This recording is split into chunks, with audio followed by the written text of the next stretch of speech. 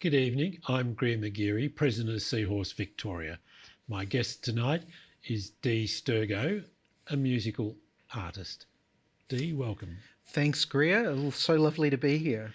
A musical artist, what does that entail? That's me being quite pretentious, really. But I'm a songwriter and a performer and a recording artist and a producer. So I create art with sound, with music. That's really what I like. So yes, it can be entertaining. Yes, it can be.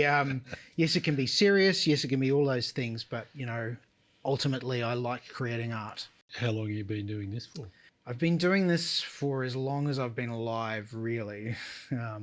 But I started writing songs in 2003. What sort of type of music? Yes. So this question always comes up. Yeah. What genre do I do? Yes. Or what music? The best description I've come up with so far is theatrical, alternative, folk, pop. Usually it's fairly epic. Usually it's quite theatrical. The songs cover all sorts of genres from country through to classical. And but it's more about the narrative and the story that the songs tell. And the style of music will vary depending on the narrative and the story. So do you perform as a solo artist or in company with others? I really love performing with other people. However, that very rarely happens. As a performing artist, it's kind of expensive. And I love to pay people because you pay people for doing art. Unfortunately, I just don't have money to do it. I'm a single mum. I'm a musician. I work kind of hard, but not really in a paid capacity a lot of the time. What sort of venues do you perform in? Mostly kind of arty venues, so not pubs and clubs. They tend to be a little problematic sometimes for me, but I love festivals. I just came back from Big Sound, which is an industry festival. I'd call it an industry festival.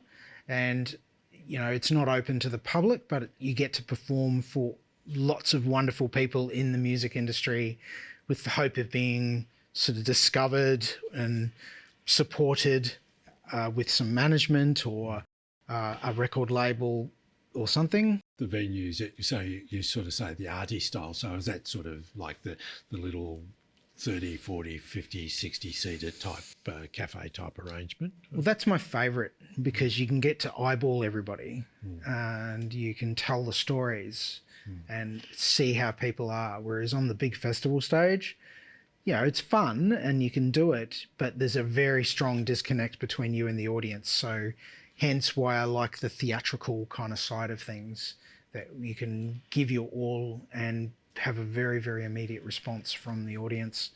And art centres and things like that, which are more geared towards theatre, I suppose. So with do you find that you get a lot of requests, or are you more, I've got a set program to do? I've got a set program to do. Like, I have it fairly carefully curated. I perform all original music that I've written, arranged, performed, whatever. I do hire studio musicians to play some things, but often it's me just playing the instrument in a recorded in a backing track scenario. What's your preferred instrument? Singing, really, vocals. I consider singing an instrument, and it's my primary, I think, the thing that is most scary to me, but also the most satisfying. So where do you think that love of music came from, and the urge to perform? I've always been fascinated by sound. Even as a very young child, I would just stop and listen to what's going on around me. I feel like part of it is because I'm autistic and I've had to learn how to sort of block out a lot of sounds that come my way actively. So I've had to learn how to listen well. And the love of music came really from the love of sound. So is there sort of like family involvement in music to sort of help with that? Or No, not really. I think my parents bought me a piano they didn't buy me a piano, they bought us a piano, and subjected me to piano lessons from about the age of 10. I displayed natural aptitude for that. It's very, I feel like music is very aligned with mathematics, and I've always been quite fascinated with mathematics and physics and all those kind of disciplines. And I felt like it was like, how did I describe this to someone? It was like music is mathematics with feelings. It's a good description. Yeah. I quite like that. Yeah. So you sort of touched upon some of your personal nature. Did you find having to do lessons on the piano difficult, or? Oh God, that's torture. I hate doing anything I'm told to do, especially regimented kind of lessons, which is kind of funny. You know, I've kind of known I was autistic for a while, but I didn't realize that I also struggle with ADHD. So they tend to fight with each other. One loves routine, one loves novelty, and sometimes they agree, and most of the time they don't agree. So doing any kind of formal lessons really drives me insane. So most of the time I just like doing it myself. So what's the other instrument that you play? Guitar much? Yes, I play guitars, be acoustic and electric, bass guitar. I play percussion and drums. I also play keyboards. I do synthesis. I do string arrangement. I do horn arrangements. Choir and vocal arrangements. These are all self-taught, or? Mostly, yeah. I did go to music school. I went to Victorian College of the Arts. I was invited to go there by the head of the vocal department because I did an AMEB exam, and went, "Oh, you've got a voice. Did you want to come and audition for Victorian College of the Arts?" I went, "Okay, sure." I lasted about 9 months. You must have sort of still learned something from it. Absolutely, I did. Yeah. It's quite interesting actually, because a few of the other students actually discovered that I could sing very, very high. I have a good soprano voice, and so they would often assign me, as a joke, soprano pieces for me to do. And but I fool them, I kind of love singing sopranos. So that fits in with other things. But we were talking prior to coming on air that you've performed with some really interesting other artists. You'd like to sort of expand on some of the artists that you've been with? The most obvious one was that I did X Factor back in 2016. I didn't talk about this, but and so I got to perform and meet Guy Sebastian and Adam Lambert and Iggy Azalea and these people, and it's kind of interesting to meet them and celebrity people and just kind of realize they're human beings and highly scripted and all these kind of things on a TV show. But I just came, like I mentioned before, I just came back from Big Sound, the music festival, and I got to perform with a whole bunch of really cool up and coming artists. One of them that I was really enjoying, June Jones, dropped her album today, which is called Pop Music for Normal Girls. And June Jones is not what you would call a normal girl.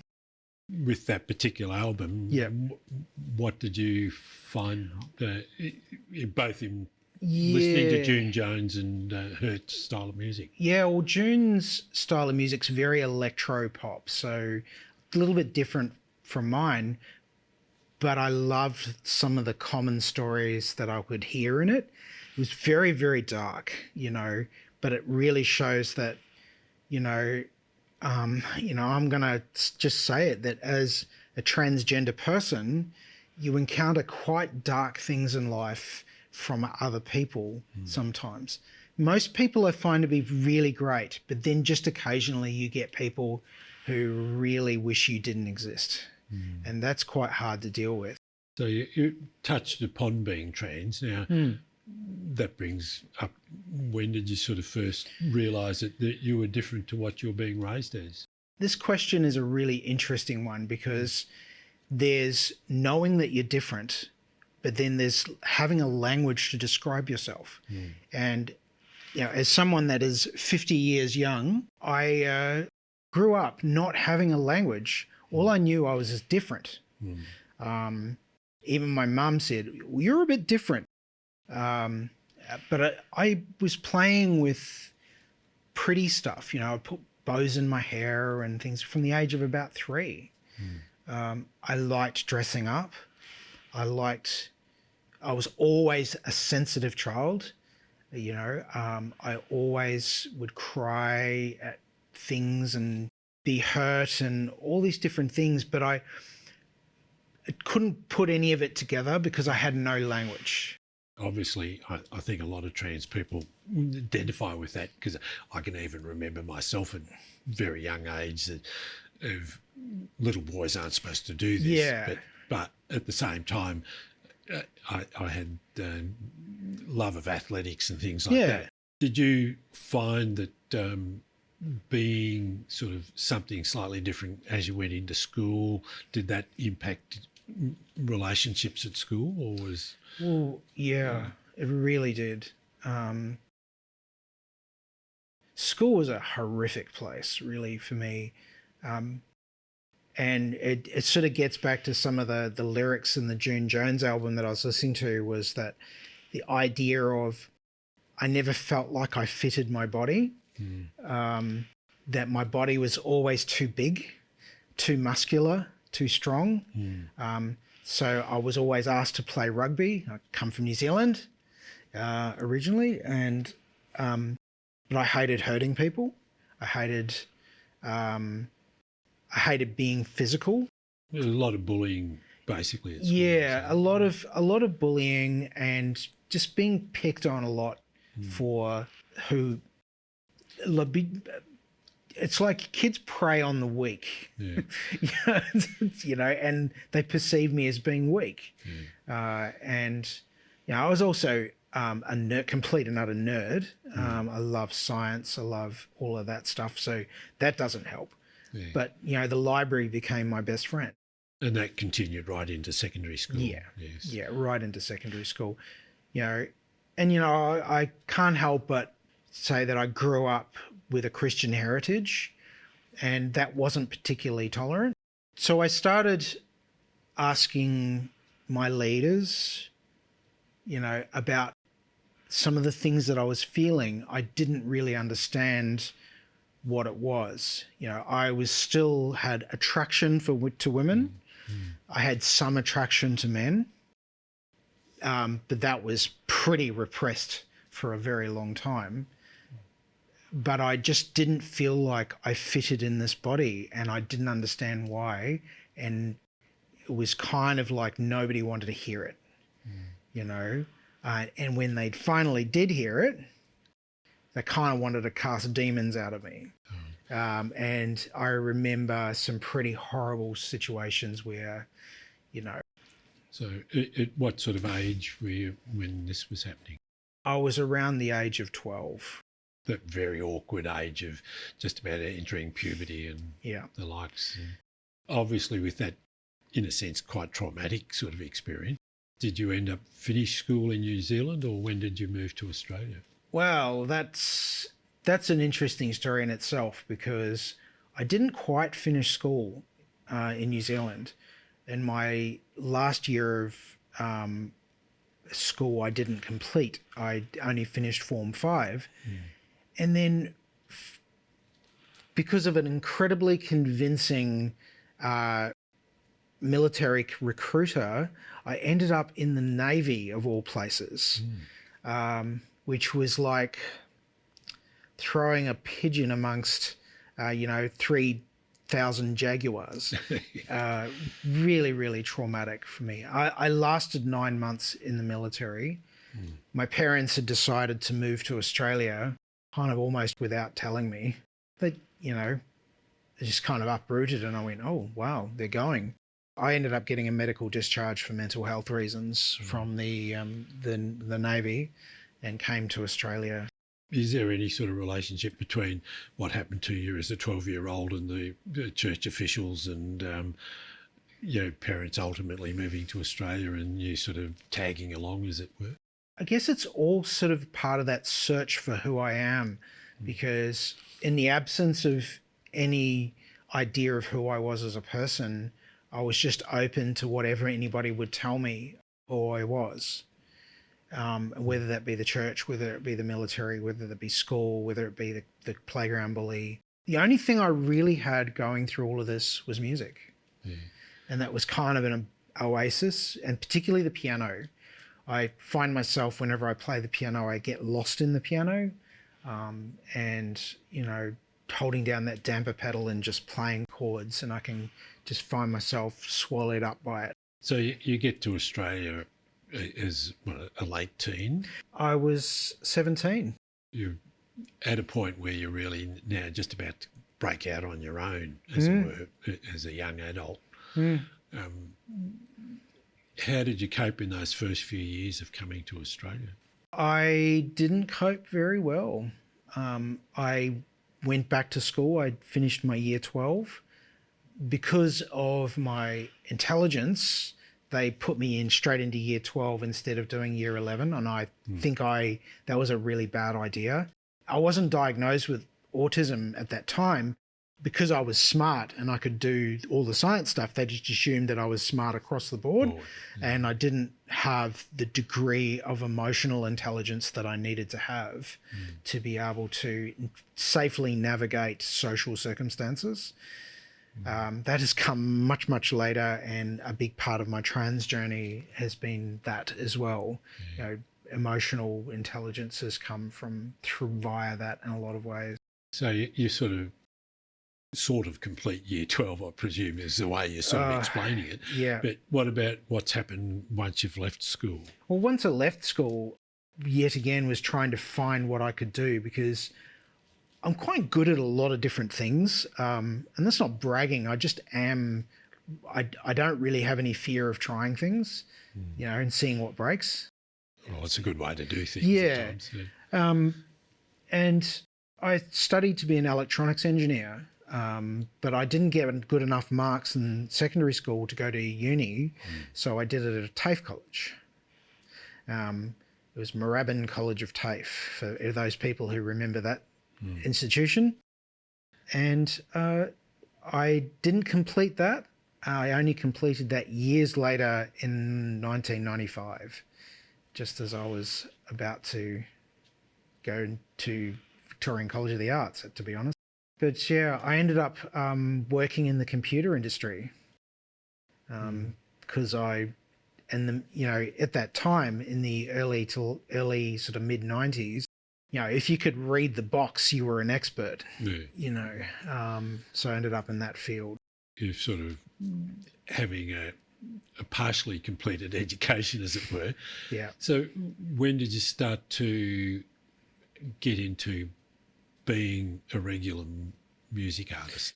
I was learning at this lovely little arts academy called Living Springs Arts Academy, which was run by this incredible human being known as Rosalind, and she just loved you, no questions asked, just whoever you were just loved. She was a Christian, and she said, we had this wonderful little saying, which is, God loves you and Rose has a wonderful plan for your life. She's just that kind of person who is just, would throw on musicals and, she'd do, repurpose someone's lounge room to run musicals. So in this period of time, were you able to start to have a language for how you're feeling? No, not really. I continued to get quite miserable in life. I ended up getting married in the year 2000. I was 28 and met someone who we both had quite a strong trauma bond. We kind of needed each other. And it wasn't bad. It was actually really good because we found each other and we needed each other. I was still not sure who I was. I was pretending very hard to be a cis white male, not really understanding that there was any other choice than that. In the Christian world, that stuff is just not even talked about. In fact, you know, they would have regular meetings where anything other than the binary was a sin. You've got married. Have you got children? Yeah, I've got one lovely child who is turning 17 tomorrow. Hi, Amethyst. Nice to meet you. So at what point in being married, developing, having a child, that you finally started to develop that language or find out more about being trans? When I've recounted the story, it's been interesting that a lot of other people share similar experiences. Not the same, but similar. When I was 44, it's a long time. You know, this is from kind of knowing that I was different from the age of around 3 right up to 44. I can relate to that. You know, you just had no idea what was going on. You just knew you were different. And then what happened was that I started having spontaneous memory recalls of some stuff that had happened to me as a child. You know, and this is a part of it too, is that I ended up having to go and seek counselling for that. During the counselling, a lot of the discussion about how I always felt different. And I think I remembered just yelling at the counsellor saying, I don't feel like a man. That's the cry. That was the cry of my heart. And my counsellor just goes back to me, he goes, yeah, you don't feel like a man.